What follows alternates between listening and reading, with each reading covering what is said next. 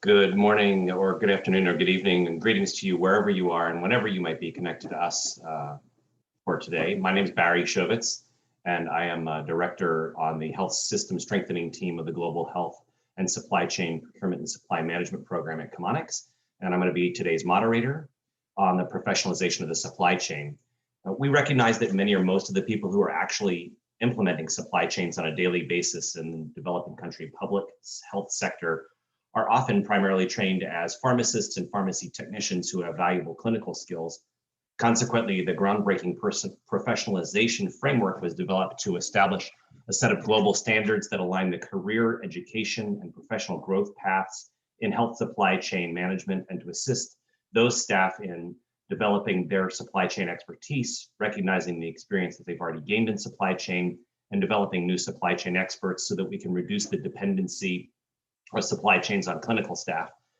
Today, I'm just the moderator, and we're joined by a number of key experts who were involved in the development of the framework to learn how you can apply it to your own health supply chain operations. We have a slide, the next slide. These are the presenters from today. This slide here is our overview. I'll let you take a minute to look at that, and I'll just make a couple of housekeeping notes. We have disabled the chat for the participants. If you have a question, please feel free to use the Q&A function. The hand raising function works, but we'd ask you please to type in a question into the Q&A. And for anyone who didn't get a pop-up on their screen, just want to remind you that we are going to record this webinar for viewing later by those who weren't able to join us. I am going to go ahead and introduce our first speaker, who is Dr. Andrew Brown. Andrew is the Senior Director for the Health Workforce Development at IntraHealth. He has more than 20 years of experience in health systems with a specialized focus on human resource development in low and middle income countries. And he has a passion for health supply chains. He's got extensive experience in countries working in international and national stakeholders to strengthen human resource management systems to effectively develop, recruit, retain, and support the health workforce for increased access to quality health services.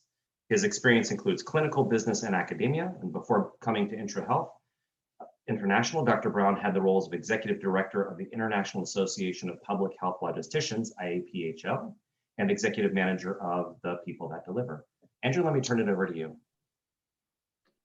Thank you very much, Barry, and a warm welcome to colleagues across the globe on this really exciting day. We're glad you could join us for the launch of this professionalization framework. My task is to just give you a little bit of a lead up to why we feel this is important. If you're on the call today, you're here because you've got some interaction with health supply chains and some interest with workforce. As a global community since 2011, we've been really focusing on this particular aspect. I want you to just take a moment, have a look at these 5 bubbles on the screen and see which of these issues are most prominent that you're experiencing in the project or the organization that you're working. We're going to put a poll up, and I want you to choose which one of these issues is most prominent where you are. And we're going to come back to the results of this a little bit later. But in my own experience, this lack of professional development and professional association opportunities, as well as the lack of development and credentialing of supply chain managers, has been 2 real issues that have come out for me as problems that we're trying to address and have been trying to address for a number of years. Next slide, please. On that journey through People That Deliver, a number of you will be aware of the initial competency framework we published in 2014. We'll be aware of the theory of change that we published together as a group of colleagues through People That Deliver in 2017, and a range of other materials. When we looked at those materials, they were helping certainly within organizations, helping to address aspects of health workforce development in supply chains. But we realized that there was a crucial piece missing, something that we needed to look at a higher level to really make significant change in the labor marketplace. A number of you will have experience in labor markets in some way. And in a labor market, we have those education opportunities. We have those policies and regulations that determine requirements for who a professional is. There are the movement of workers between organizations and sectors. And there's also the training. And this happens across public, commercial, and civil society. And we wanted to apply a systems thinking approach to this whole landscape. Next slide, please. So the way to think about it was to think about a labour market and a labour market analysis. But before we get there, on the screen is 3 bubbles. There's a humanitarian supply chain bubble, a public health supply chain bubble, and other commercial supply chain bubbles. Which bubble would you align yourself to? In the global community of supply chain professionals and supply chain workers, often the humanitarian section works separately to the public health section, and then other commercial supply chains, whether that's fast moving goods and car parts, for example, usually are considered separate, except that the competencies between all of these supply chains are very, very similar. Although we haven't analyzed it, we think it's about 90 to 95% similar competencies across these 3 bubbles. If we put these 3 bubbles together, we have the whole landscape or the whole labour market of supply chain professionals. Next slide, please. So as we think about a labour market, we think about the supply. In other words, what are the education institutions, whether that's universities or professional associations or vocational education sector, what are they doing to produce the relevant supply chain competencies in individuals in a particular country or geographical region context? And on the other hand, what is the demand? What are organizations asking for? Are they actually asking for the right people? And so understanding a labor market helps you to understand the supply and the demand, and help you really think about how do we catalyze, or how do we make this overall market grow so that all organizations have the supply chain professionals they need, and also employ the right supply chain professionals, and the supply through universities and professional organizations occurs in an appropriate manner. That was the question. How do we stimulate or catalyze a labor market of supply chain professionals in a country? So what you're going to hear today is the launch of our overall framework, which stemmed from some initial analysis in Rwanda, where we'll hear from Anita, who's going to talk to us about that experience. But the team on the rest of this call are going to speak in more detail about people that deliver, and then around about launching the components of the framework, how it fits together, and how you can use it to really stimulate the labour market in your context, with the overall aim of improving the availability of medicines for everyone. So again, welcome, and thank you for being on that journey with us today. Next slide, please.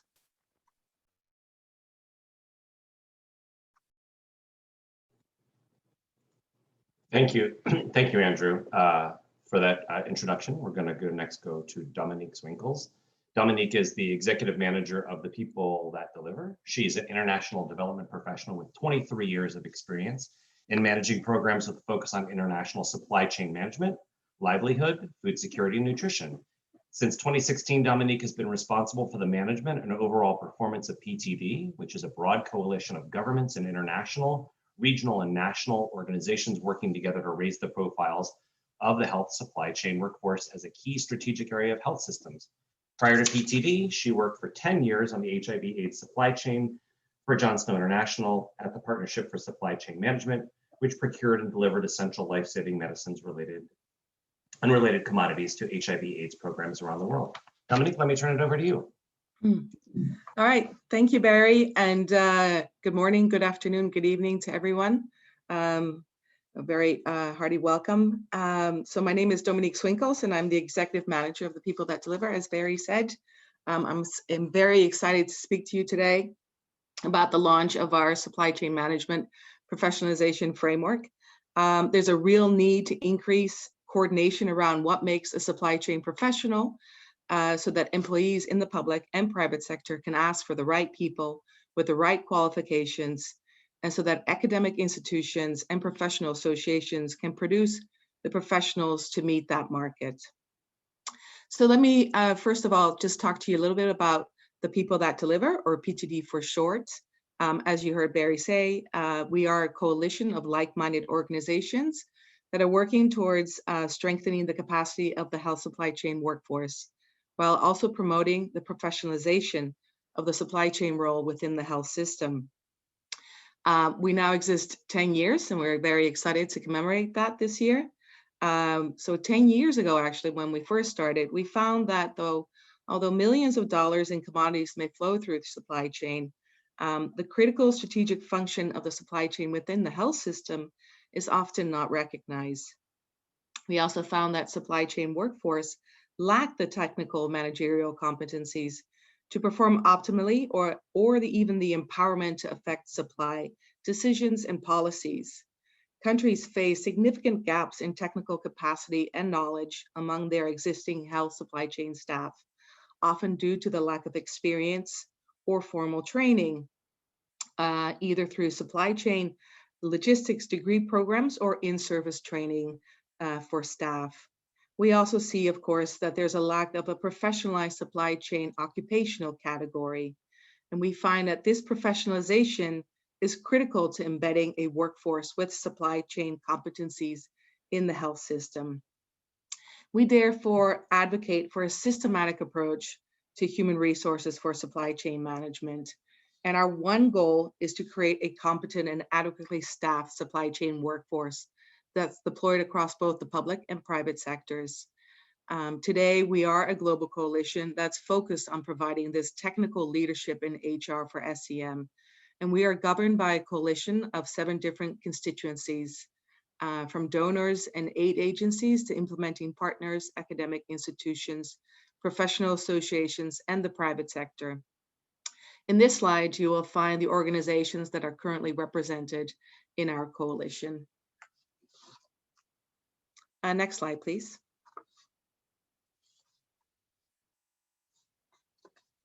Will I be able to see the results of the poll? Thank you very much. Okay, so very exciting to see the results. So just going back to the poll that Andrew launched, we see that today here we have about 28% of the people said fragmentation of the responsibility for managing the overall performance of the supply chain as an issue that you face in your work. That's followed by lack of professional development and professional associations, also 28%. Then that's followed by lack of development and credentialing of supply chain managers. And then the last 2 are lack of planning and financing for the workforce, and then the lack of accurate job descriptions. I'm glad to see that that figure is low. So those specific issues we found to be sort of the main issues that cause a reduction in supply chain performance because of workforce related issues. And so we wanted to make sure that we highlighted those. We also focus on human resources in supply chain management because we are also seeing an increasing pressure on health supply chains. Current stressed supply chains are becoming even more stressed with the increase of products flowing through them. In these charts, you'll see how a 24-fold increase in the value of new vaccines introduced into a country resulted in a 5-fold increase in the workload for supply chain management in a country. Of course, this is not only the case for vaccines. We're seeing that very heavily within non-communicable diseases such as heart disease, cancer, and diabetes, but also taking care of other diseases such as HIV, AIDS, as well as sort of the universal health coverage, where we're seeing countries increasing the health packages to their beneficiaries.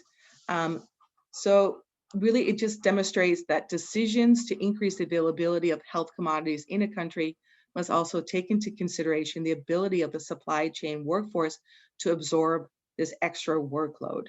This, of course, may require expanding the workforce or reorganizing to make it more efficient. Next slide, please. So we want to move away from the current paradigm that you'll see in this slide.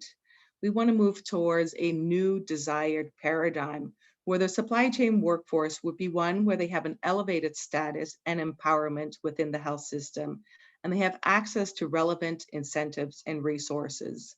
Supply chain positions in health institutions are defined and require personnel with relevant qualifications and/or experience, no longer only pharmacists who are already in short supply to manage pharmaceutical supply chains with little training. We want to see the workers have career incentives, including a career ladder with health supply chain management that stimulates workforce performance, satisfaction, and retention. Next slide, please. So just speaking a little bit about supply chain management competencies, Andrew already pointed towards this. This has been a critical activity for PTD. As you heard, we developed the competency compendium and competency framework for managers and leaders back in 2014. These are really our foundational documents. So really, what are supply chain management competencies? I'm sure many of you are aware or familiar with this diagram on your left. This is the health supply chain cycle and all the components that are needed to have a functioning supply chain.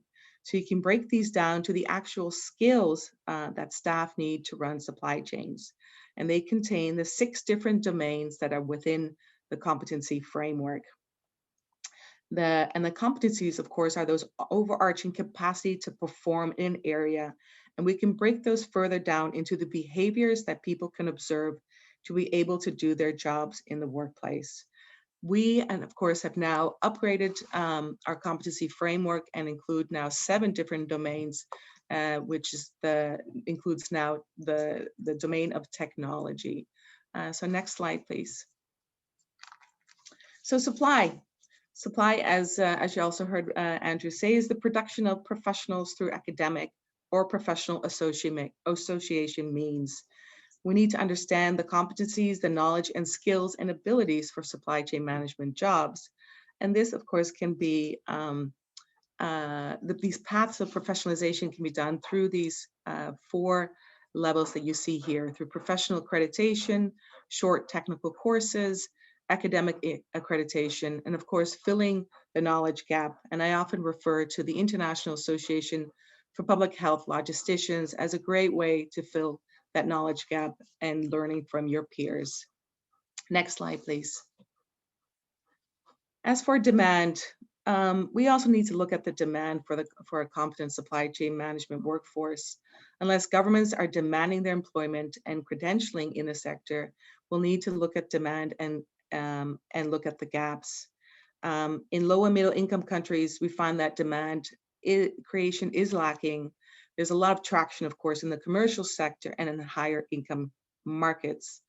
What you'll find here is a World Bank report that was published in 2017, which found that logistics, mid-level management is in shortage in many emerging markets. This, of course, is due to a number of issues, such as the steep increase in the level of logistical activity and employment requirements. Also, the nature and rewards of many logistics jobs are uncompetitive. And then an important point is that technical sophistication is outpacing the rate of skill development. And just lastly, there's also very little reference to logistics in school curricula. And so we find that those are important points that we need to follow up on. Next slide, please. So what are the benefits of professionalization? We've listed them here in 6 different areas. So number 1, to really have a defined standard of a competence for a set of tasks within a supply chain. Number 2, that there is improved supply chain management outcome. Number 3, that we have a creation of a pool of correctly skilled workforce in both the public and private sectors.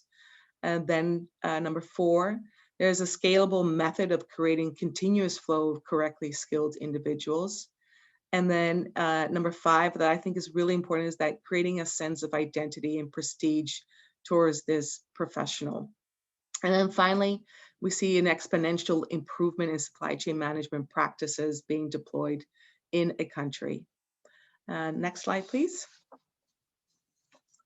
And then finally, by introducing this framework, we want to relay to you that this can be used by sort of 4 different areas. We see that governments can define standards, employers can define competency needs, then institutions of learnings can define teaching and employees can finally start to map their careers. So back to you, Barry, and thank you very much. Awesome. Excuse me. Awesome. Thank you, Dominique. With that, we're going to switch over to further discussion of the framework itself, and I'm going to introduce you to another Andrew. This time it's Andrew Dos Santos.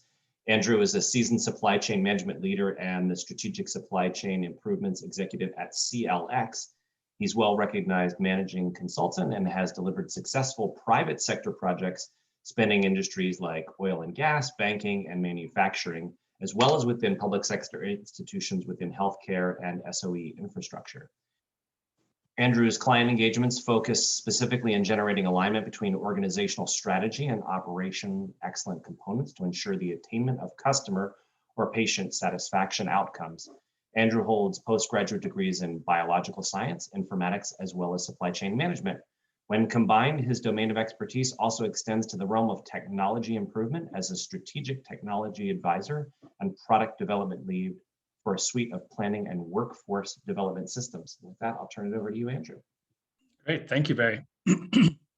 So building on what Dominique and Andrew have been talking about, centrally trying to answer the question of how do we catalyze and stimulate the supply chain management labor market, we started looking at what are the different questions that needed to be answered within the space. And so building on the diagram that Dr. Andrew Brown was talking about, we need to satisfy the supply and the demand simultaneously. And so starting at the demand side, we needed to give a guidance as to what is required for a particular job role in terms of the competencies required to be a healthcare professional or a healthcare supply chain professional. Then moving on to the supply space, we needed to create guidance as to what types of courses and what types of courses would be needed to satisfy those needs. But centrally, what was required here is that we actually needed to create a upgraded version of the PTD competency framework that we eventually called the Library of Competencies and Designations for Health Supply Chains. And as Dominique alluded to, we also upgraded that competency framework with a new domain called technology. And this Library of Competencies and Designations would expand the maturity, aspect of maturity on each competency. And I'll talk a little bit more about that in the coming slides. Then finally, all of this work would be for nothing if we didn't have a method of implementing within a country or an organization. Because remember, what we're trying to do is we're trying to create a suite of documents that will not just work for healthcare, but can also be used by organizations as well. And so we created an implementation approach to guide organizations through the implementation of this systematic change, and in fact, countries through this systematic change. And that eventually became our implementation approach for health supply chains. So this diagram sort of shows how all of these things work together with the Library of Competencies and Designations as this central coupling of all the different pieces together for that standardization of designations and competencies. Next slide, please. So the first piece to go a little bit more deeper into is the mapping of education for health supply chains. And one thing you'll see on each one of these documents is that we have 5 levels of designation or maturity, starting from association, which in our world might include things like skills programs, all the way to leader, which is your postgraduate degrees and higher level certificates. And what this document contains is a comprehensive education pathway that will align with, further when we get to the other documents, will align to suggested job roles and job descriptions, as well as that full competency framework. These job roles are then aligned with a career path for these supply chain professionals that can also be adopted by professional association or professional councils. So if a professional association needed some guidance on how to designate the individuals throughout their career path, the mapping of education can be used for this. It also then gives a clear education and career pathway across the entire supply chain competency framework. So if there's a requirement for a specific level of competence within a job role in a health system, and you want to figure out how to get there, you would use the mapping of education to map your career pathway from where you are to where you want to go. And this will also move all the way through from plan through return. If you're familiar with other supply chain frameworks, it encompasses the entire supply chain framework from associate all the way up to leader. One of the core tenets that we agreed on in the beginning was that no matter the level of the supply chain professional, whether it be a picker packer or a supply chain leader, there's a certain level of professionalism or professionalization that is required to have those processes run in an optimal manner. Next slide, please. Moving on to the core of this entire framework is the Library of Competencies and Designation for Health Supply Chains. So this was built primarily on the basis of the PTD competency framework that Dominique spoke about before. Of course, they'd already done some preliminary research into gaps that were in the competency framework. And so we found that the primary gap was the technology gap. And so we immediately added that into the scope of work so that we could expand the competency framework to include all the technology needs that a professional supply chain person requires in this day and age. Then on top of that, we took each one of the domains and the behavioral or managerial competencies, and we expanded their maturity level, looking at the competency from the sort of lowest level at the associate level and the difference it would need to, the different context in which it needs to live from associate to practitioner to leader, all the way up to leader.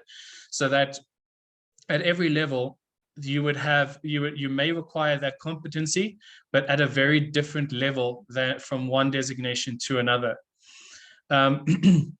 We included as well the technical and managerial elements, as well as in the document we show how we move from associate all the way up to leader. Next slide, please. Then finally, on the demand side, the collection of job roles and job descriptions. For this one, we obviously wanted to give guidance as to what competencies would be required across each piece of the health supply chain. And this will include everything from organic or sample organograms for these job roles, reporting lines, KPIs, as well as the competencies feeding back into the library of competencies, as well as the levels at which they are required to have for each job role. And again, this will move across from associate all the way up to leader. Associate starting almost at your receiving clerk, through to your specialist as your logistics manager or planner, all the way through to your director of health supply chains. And of course, because you've got these job roles aligned to the different designations, you can then either grow people into the roles that they need to get to, or you can go out and find the correct people for the job. And then on top of that, because you will have a standardized method of deciding on how these roles are put together, you can communicate clearly to the educational institutes to actually build courseware that is relevant to your organization, and thereby hopefully stimulating that labor market, of course. Next slide, please. Then finally, the final, and I suppose probably the biggest piece of this, and probably maybe one of the more important pieces, is the implementation approach for health supply chains. And we sort of refer to this as the racetrack, the implementation racetrack. The reason we do that is because we recognize that this systems thinking, the systematic change will most likely not be one big bang, that you're going to be able to all of a sudden change the entire supply chain landscape in one go. We recognize the fact that you may need to select a very small scope or a smaller scope, that you go round this racetrack over and over again to eventually change the entire system. And even once the entire system is changed, you need to make sure that it is continually maintained, so that you maintain the stimulation of the supply chain workforce. So I'm going to go through each one of these steps. Step 1, advocacy. Step 2, define the scope. Step 3, HR for SCM building blocks. Step 4, improve. And step 5, implementation and monitoring. The first step is advocacy. The entire objective of this step is to get buy-in. This is almost like your pre-program preparation, where you start getting your stakeholders involved, doing one-on-one interviews with the primary stakeholders in this market. And the big outcome of this step, and each one of these steps has got a go, no-go gate that needs to be satisfied before you move on, because if you don't, you're risking it all. And the big outcome of step 1 is that you identify your core project team and at least one sort of sponsor. And we'll be talking about the sponsor a little bit later, but one sponsor that can move obstacles along the way on this project and has enough power within the organizations to move the obstacles out of your way so that you can access the right pieces of the system throughout this entire project. So that's the step 1, advocacy. Next slide. Yep, great. Step 2 is define the scope. So remember I mentioned that this is a racetrack. You'll probably need to go around it a number of times before the entire system is changed. This define the scope step is when you're going to start building out the specifics of what scope you'll be tackling. In this space, you'll start putting together introduction workshops that you will give to stakeholders. You'll define working groups, and these working groups may include things like academia, may include policymakers, and will probably include any professional organizations that have an influence on the supply chain workforce overall. With the final outcome of this step being an implementation project charter that defines exactly who is involved, in what capacity, and an overall project plan for the actual implementation of the various frameworks. And now in the next step, what we'll start talking about is the specific places in which you will need each one of the documents that I mentioned before, because there's a number of different use cases for each document, as Dominique alluded to, but in a total system change, there's some specific places where it would be useful to use these documents. And most of them will come into when you actually get boots on the ground and you start doing this step 3, which is we call the HR for SCM, or Human Resources for Supply Chain Management building blocks. It is here where you'll start putting together the specific processes across the supply chains that you're addressing. And you'll start doing role alignments and HR requirements analysis against those specific processes. So you can guess that across these first 3 pieces, you'll start bringing in things like the collection of job roles. You'll start bringing in the competencies, the competency framework as well, where you'll chop and change depending on what specific activities are happening within the country. And you will then alter the competency framework so that it fits within your context as much or as little as is required. One of the key things we identified up front was the fact that this is a guidance, it is not stipulation. Each country or organization may be significantly different from the others. However, if we do have a sort of base level standard, it will allow faster learnings between countries, between organizations, where you can say, I used this here, I used that there, and you can then do direct comparisons, and maybe it will spark some extra learnings across different organizations.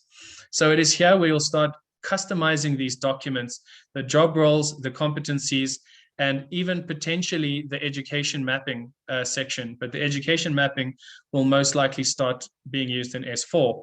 The final outcome of this HR for SCM step is that you would need to align the competency gaps that were identified with the performance issues or performance that is happening within that supply chain, so that you have a baseline, so that when it comes to building these individuals again, you can say that, hey, look, we moved the needle to some extent by professionalizing our workforce, so that it can increase the likelihood that you will get another round through the racetrack. And it's from this step that we'll pull out what specific training needs may arise from these competency gaps.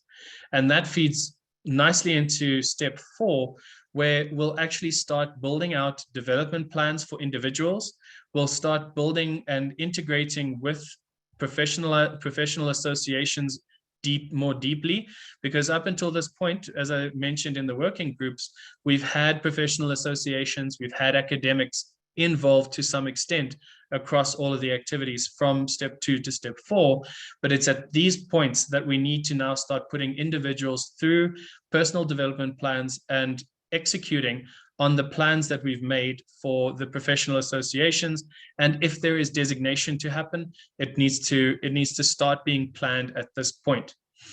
The final outcome of step 4 will be a organizational or system improvement summary, which will compare the training needs, the designation needs, the skills development needs of the individuals, balanced back to the budget or funding available to the organization at that time, outputting to a summary of all of the activities that need to happen for the professionalization to actually go ahead.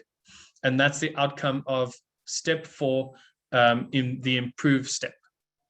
Next slide. Then finally, we have the implementation and monitor.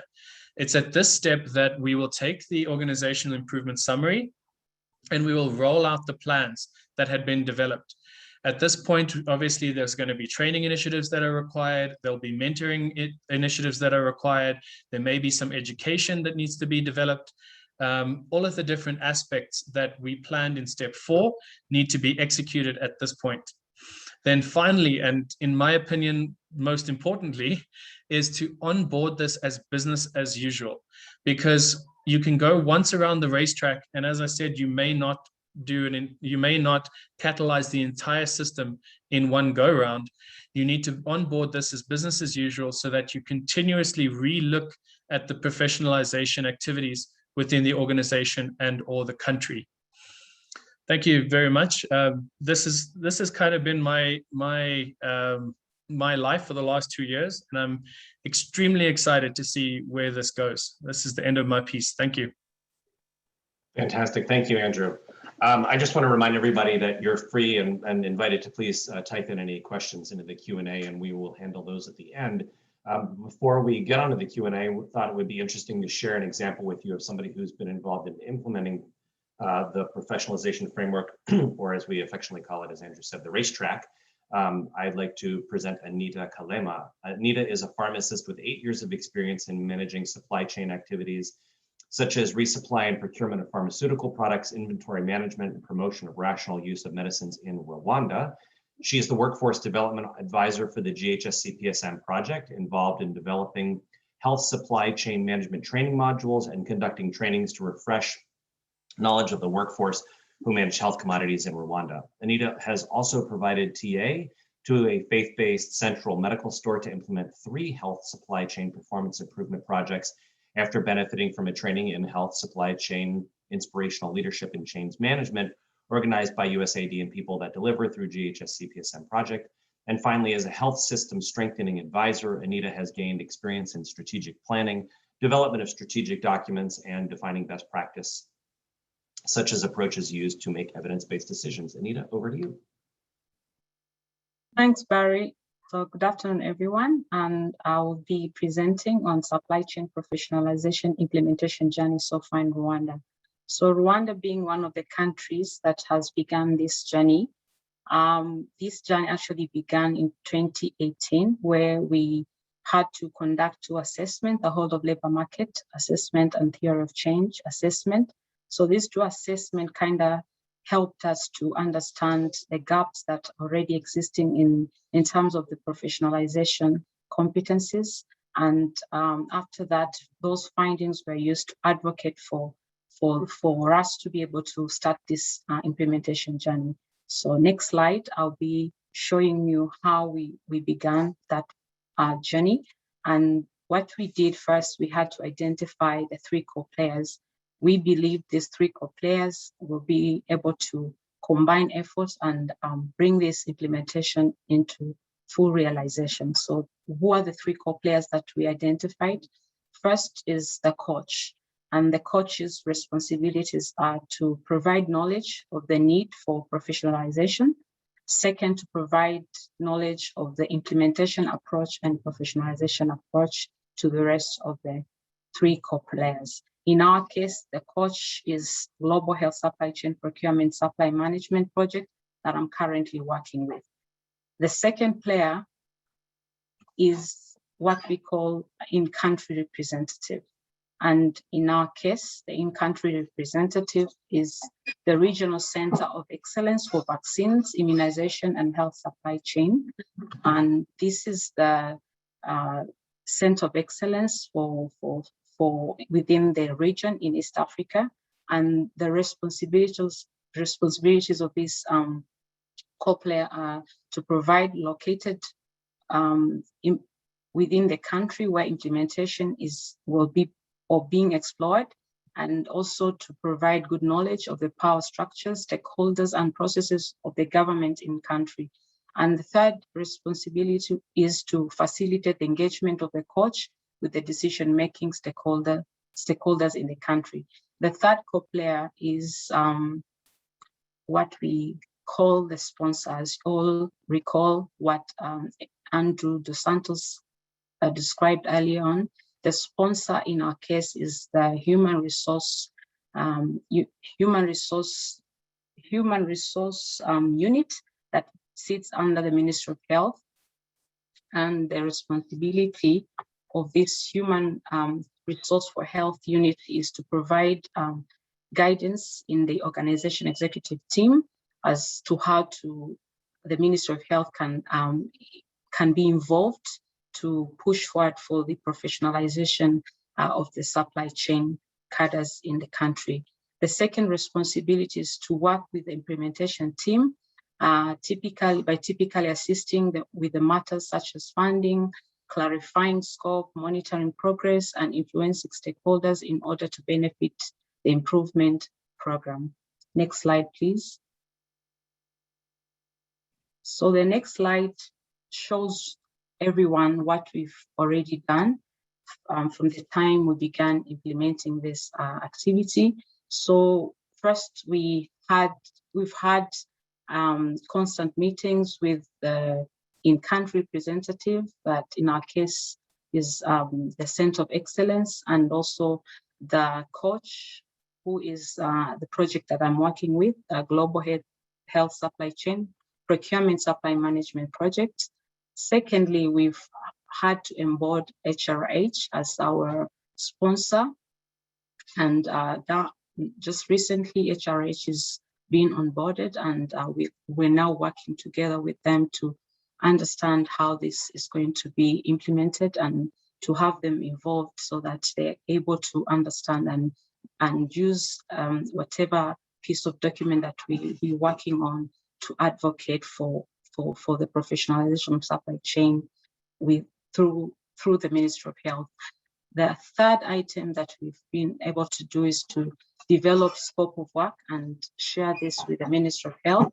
Of course, this scope of work is narrating everything that will be done and the importance of this activity. So the Ministry of Health has to have this piece of document before we embark on implementing this very important activity.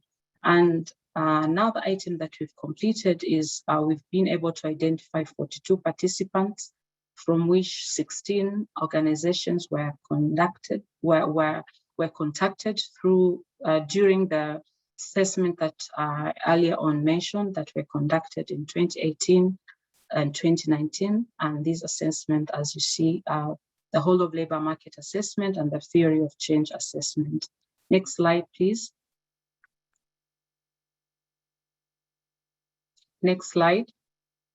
So the previous slide just showed you what we've done, and this slide is just showing you what we are planning to do in this month of June and July.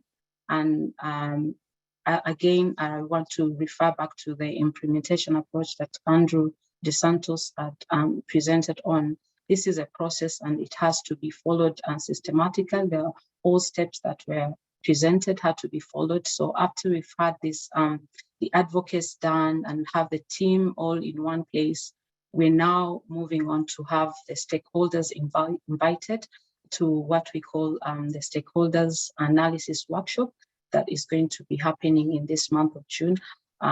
So we are inviting 20 participants to come and attend this stakeholders workshop, and we'll be able to meet with each one of them and present this new concept to all of them so that the understanding is of this very important activity is on the same level and we're all moving at one pace. So to have this workshop happen, we've had to develop an agenda and the presentation materials that we'll be using to share everything that we want to share to the stakeholders so that they're able to understand what we are going to be doing in the next few months, so that we are able to have this professionalization framework completed and brought in place so that the Ministry of Health can use that document to guide the professionalization of the supply chain cadres in the country. And again, this workshop, we realized the importance to have this workshop as a face-to-face workshop because as we all know, this is a new concept. So we still feel it's important to have everyone come together and sit in one place so that we're able to explain what this is all about, and we can engage with we can have one-on-one engagement with each and every stakeholder so that they all understand this the same way. And again, we are going to use this time to develop a project charter that will outline the roles and responsibility of each and every stakeholder that will be involved in the implementation journey. So what are the challenges that we have faced so far? So one that we all know is the pandemic, COVID-19, that has delayed some of the things and this has been a challenge to us as well. And the second one is having a buying and owning of this new concept, especially especially with the three co-players that we are working with. We had to explain this to them so that we all understand this and we have a buy-in before we proceed with the implementation. I would like to end it here and hand over to Barry for Q&A session. Thank you, everyone. Fantastic. Thanks, Anita. Thanks for the presentation on Rwanda. So we're obviously still taking questions in the Q&A if you like. Alexis has noted that the materials are available on the PTV website. We have a number of questions, some of which have been answered in the chat already, but I just want to make sure that we bring them to everybody's attention. Here's a question from Sanjay Saha for Andrew DeSantos. He asked, there are various countries where health professionals have a master's in supply chain, but still lack basic supply chain competencies. How do we address this issue if we look at this matrix? It would mean that anyone with a master's degree would be a professional or a leader. This is probably because those master's degrees did not take into account the key competencies required for actual work functions. Andrew Brown, you answered this question. I wondered if you wanted to kind of repeat your answer, and if Andrew DeSantos, if you had any further thoughts on that question. Thanks, Barry. There were so many questions. We weren't going to get to them all, so I've just been typing madly. This is a great question, and my response would be that for a seasoned professional to be at the top of their professional game, it's a combination of both their education as well as their experience. And when you have a look at some of the job descriptions in the designations tool, you'll see how that's described. The other aspect is then, well, is the education that's being provided of quality and meeting local needs?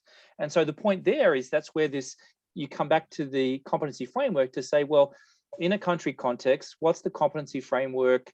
This is the competency framework. It's agreed, and is it relevant to the local context? And so is the education that's being provided provided to the standard of that competency framework that's suitable for the context. And then on the other side are the job descriptions reflecting the need for that. So thanks, Barry.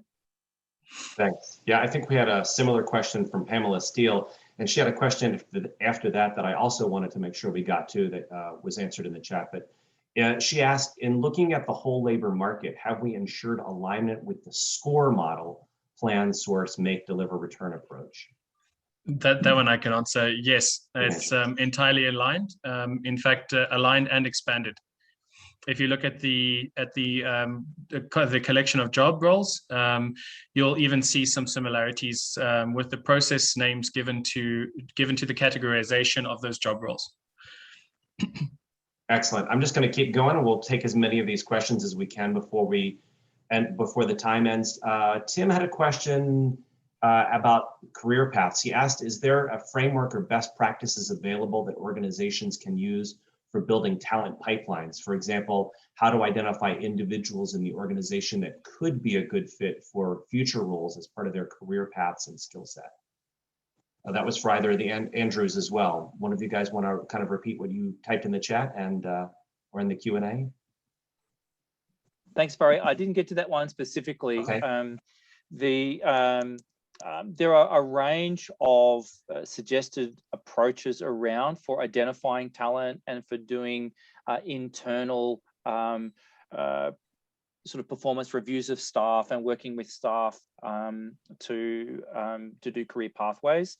We haven't got anything, as I'm aware, as a PTD set of guidance, and this is something that is certainly important and others have done, but we haven't got any specific guidance from people that deliver on that.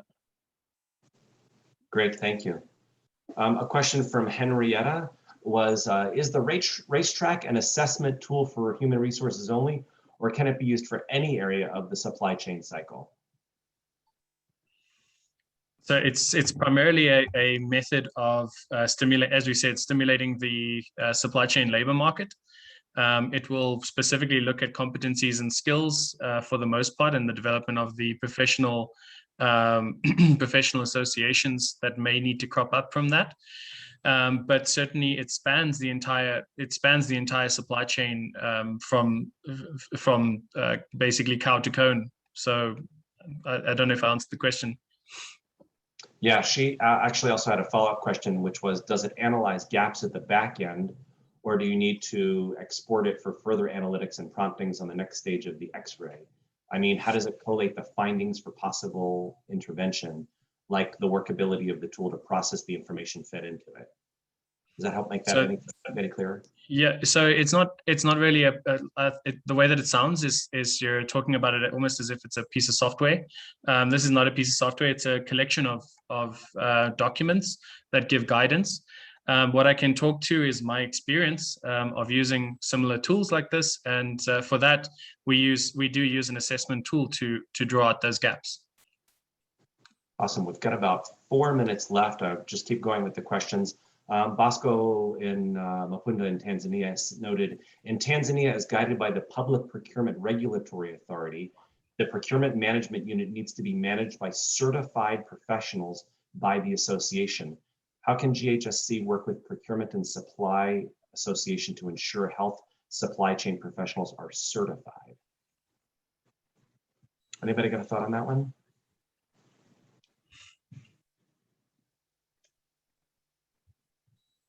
So, sorry, go ahead. So in relation to that question, what this whole professionalization framework seeks to be is a set of tools to bring actors in a country together in order to help catalyze the marketplace. So in this way, the whole process is not prescriptive, but you can use the racetrack to bring those stakeholders together so that they are all aware that this is the legislative requirement in the country, and then do that comparison with regards to that education. Is there enough education in the country to support enough of what the professional board requires? And then are actually the government and other entities in their advertisements and job descriptions actually asking for the right people? So in doing that, you can use the implementation framework to define a scope to help engage the right stakeholders to really build that up. noting that your regulations that you've described are the basis for what you can build on. Thanks, Barry.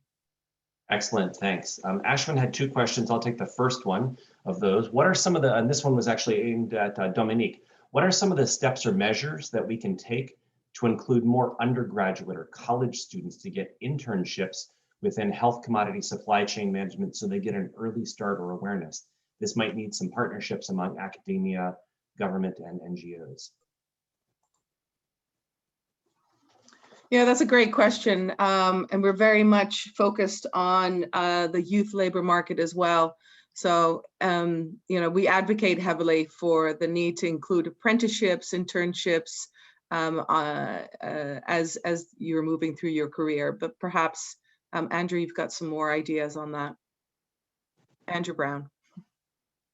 Yeah, thanks. I've also put an answer in the chat to that one.